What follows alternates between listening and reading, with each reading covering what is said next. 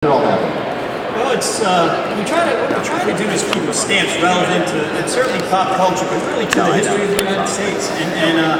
So there's a long history. We get over 20,000 requests for stamps on a given year. And we boil that down. The Citizen Stamp Advisory Committee works with our Postmaster General to select typically 20 to 25 stamps in a given year.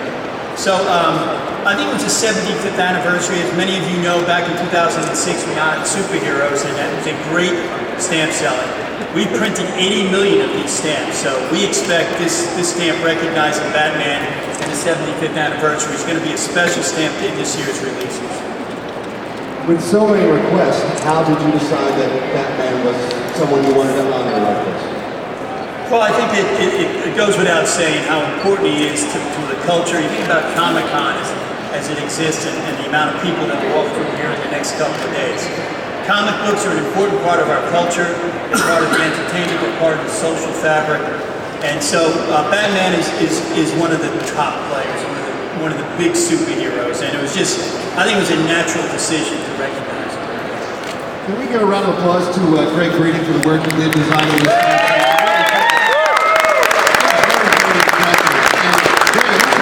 Task for you to look back over 75 years of images of the Cape Crusader, and you are tasked with just choosing 4 of them to put into stamps. So how do you make up your mind? How do you make that decision? That's a great question.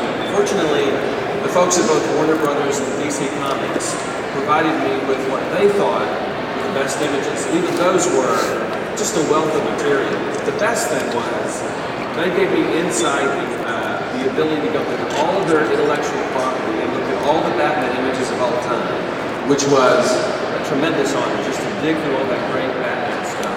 So honestly, working with DC Comics and Warner Brothers helped us figure out 4 iconic images that would both work as a stamp, but also best represent the eras that we're trying to achieve. It was tough.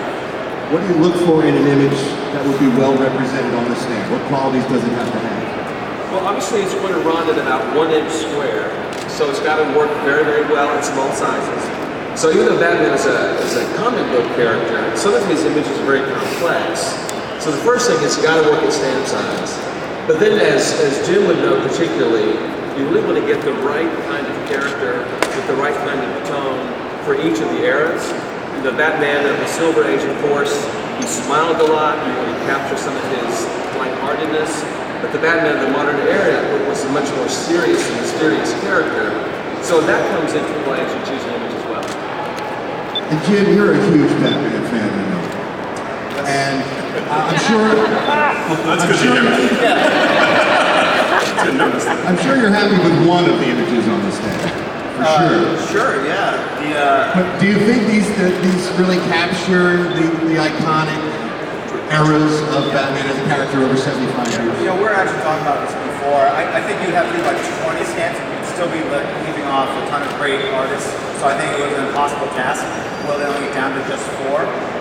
But these are, 4 great eras. Obviously the Gold Age, Silver Age, the Bronze Age, and then the Modern Age. And, that last one is one I drew about 10 years ago. I'm very honored to be even closely associated with these greats, Bob King, Kurt Swan, Jim Aparo. Kurt Swan, I think, channeling Dick Sprang, and Jim Aparo, obviously very influenced by Neil Adams, so I think we got those guys covered as well. But there have been so many great artists that have really contributed to the lore and look of Batman. So I'm very honored and flattered. I mean, not just to have a stamp of my art, but also to really be associated with these great talents.